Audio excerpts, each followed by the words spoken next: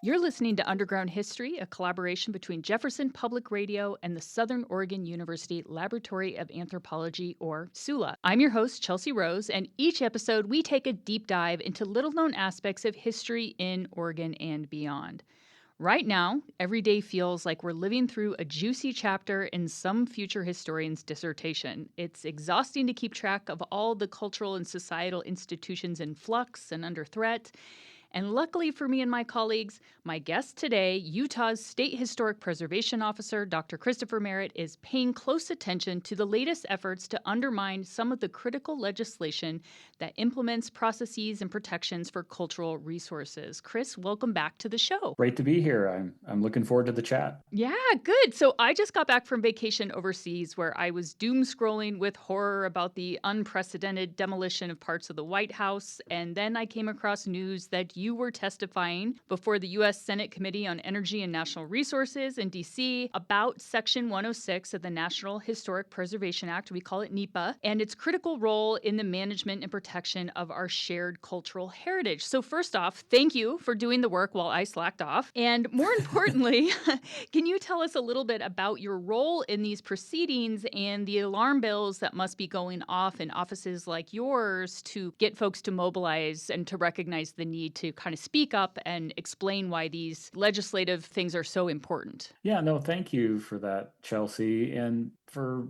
the listeners out there, all 50 states plus 9 protectorates and territories have a state historic preservation office. It was mandated in the creation in 1966 when Congress passed the National Historic Preservation Act that each state would create an office to help oversee, interact, guide federal undertakings within the state. So it's a very much a federalist kind of perspective of state checking and balancing with the federal government. Later, we've added now over 200 TIPOs, so tribal historic preservation offices that do the similar work on their tribal lands and areas that they can have some cultural influence. So my job in Utah is to just facilitate the implementation of Section 106 of the National Historic Preservation Act, which at its core just mandates that federal agencies take into account their actions on historic properties. And those could be historic buildings, neighborhoods, archaeological sites, any variety of our many thousands of years of human history here in the United States. And it's a federal law. And so we know every federal law gets poked at sometimes because there's probably never been a law that doesn't need some review now and then. And it's our turn. It's our turn to see the impact of the National Historic Preservation Act and what can be altered, refined, streamlined. And so it was an honor of mine to represent these interests in the hearing in Congress to the Senate Energy and Natural Resources Committee, because I've been doing this work for over 13 years for the state of Utah, but I've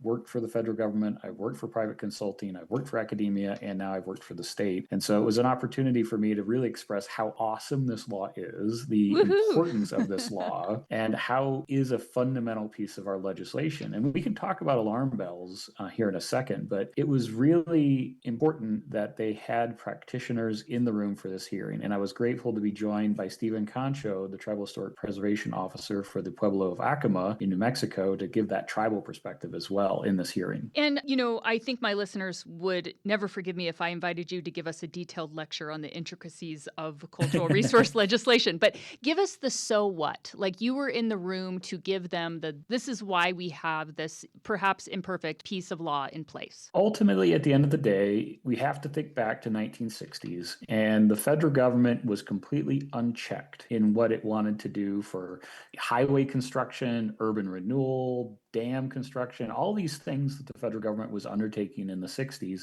And there was no thought about how it would impact cultural resources. And so the law said you need to take that into account because you are forever altering communities. You are forever destroying downtowns or neighborhoods or areas of tribal concern. And let's just build in a pause button. This law was never designed to stop projects. It was never designed to protect everything. And so the so what is that for now, over 60 years, we've had a law operating that has been pretty good. It's been working effectively. There's always room for improvement. There's always room for looking at it, shaking it down a little bit, seeing where the loose spots are. But it has effectively created an industry. A lot of archaeology students historians and historic preservationists get work because of this law. But more fundamentally, this law was designed to protect and record our history before it's gone. And Congress, in the preamble of the National Historic Preservation Act, said our heritage is reflected in these places and we should protect them. And I remember when I was in grad school, it was hammered into us that it doesn't mandate an outcome, it creates a process. I use the example of a road engineer. I love engineers because their brains work differently than mine. You give them a problem, they will find the simplest and most efficient solution. But that's usually a straight line, dependent of whatever's in between. And this law just says, could we put a curve in? Could we move the road just slightly and protect a neighborhood or a downtown or a significant cultural resource? Doesn't affect the project on a great level, but it could save a piece of history that would be forever lost. You're listening to Underground History on the Jefferson Exchange. I'm your host, Chelsea Rose, and today we are talking about the role and importance of federal regulations on cultural resources. I want to, if I may, bring up the 1,000-pound white elephant in the room. From your position as a historic preservation officer, what does it mean going forward that one of our most visible national landmarks was torn down without any opportunity for public input or oversight? And I can recognize how that has swept coast to coast. And it was even briefly mentioned in the committee hearing itself, because it is very topical and it's very, very visible. First part is the White House, the Supreme Court were exempted from Section 106 review by Congress. And so there was no federal connection to reviewing of alterations to the White House from the National Historic Preservation Act perspective. Now, of course, there are other procedures in play, such as White House overseeing boards and all that should have came into play and conducted some review, but it chose not to go that route. And so in the hearing, I was just able to say, this was not the law that we are here to talk about. And that is a completely different line of consultation, we will say. Interesting. But in general, when there is some kind of thing like a really publicly visible building that is going to get demolished for something new, can you just walk us through a little bit about what usually people could expect under Section 106 as stakeholders, as community members? One major fundamental part of Section 106 is that there is public input. There's public input from the little p and the big P. So there's our office's role, there's the general public's role, then there's interested parties such as local historical societies, tribes, local governments. All of these stakeholders have a say. So in a practical sense, the federal government would propose an action, such as renovation of a piece of a historic building. They would have to go through a process of recording, identifying, figuring out what the proposal is, and then that proposal would be public. They'd have to take public comment. They would have to work with stakeholders to see if there's ways for what we call avoid or minimize the effects. So could they accommodate an alteration to a historic building to meet modern needs without destroying the historic fabric? And so there's just, because it's a public law and because there's lots of opportunities to have input, it would have looked a lot different. It would have taken longer, which is one of the critiques of the law, is that it does take a while. But anytime you're doing a public process, sometimes those periods of comment are critically important so that when we reach that end conclusion, it's the best we could have made it because we had opportunity to make that comment. And, I've worked on so many projects where people are like, archaeology is slowing everything down. And I think with very, very few exceptions, I can't even think of an exception at the moment, it's never the archaeologists that slow something down. It's the water line that nobody had on a map or like the utilities that get impacted that nobody thought about. So there's so many different things that slow down projects. And I think a lot of times archaeology and cultural resources gets unfairly blamed for those kind of things, especially when you think about the good, that outweighs it. You mentioned the rise of TIPOs and I know in Oregon especially, we do a lot of consultation with our tribal partners. And so buildings, if a building gets torn down, it could in theory be rebuilt to look much the same, but archaeological sites being damaged, we don't even always know what we lost. And so, especially when it comes to Indigenous history and, the ways that we are learning about our shared, history in these places, can you speak a little bit to what's threatened if we lose these slowdowns, these processes that kind of make us think about that? Not to mention the intangible cultural heritage that's also, can sometimes be impacted. The complexity of cultural heritage is just embedded in what we do, is that every single person, community, culture values place, values things, values stories. And that adds to the complexity of how we handle these resources. Is that, I agree on some level, we can demolish a building and rebuild it, but that story is forever changed. It's no longer that place that had that history connected. Those bricks were no longer touched by a craftsperson from 150 years ago.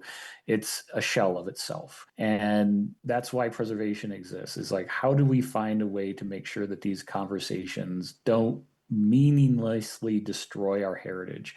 And then when we move over into tribal connection, is the deep time, the time immemorial connection to these places, is that there is no replacement. Those places are gone forever.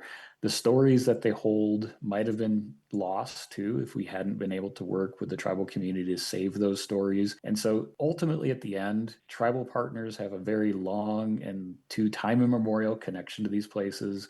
That's one aspect. Later folks who have arrived, they've made their own connections and histories, and it's all weaved together into this complex tapestry of what we call American history. And this law is meant to say, how do we protect, preserve, remember, and still build for the future? And it's a very complex process because we deal with so many different cultures, so many different voices, and it's always going to be imperfect because people are imperfect. Yeah. And I mean, I have so many things I want to ask you about and what you think archaeology will look like. And if I've got students that are entering the field and what can they expect? But in the limited time we have left, instead, I want to think about, are there action items that you can share with our listeners?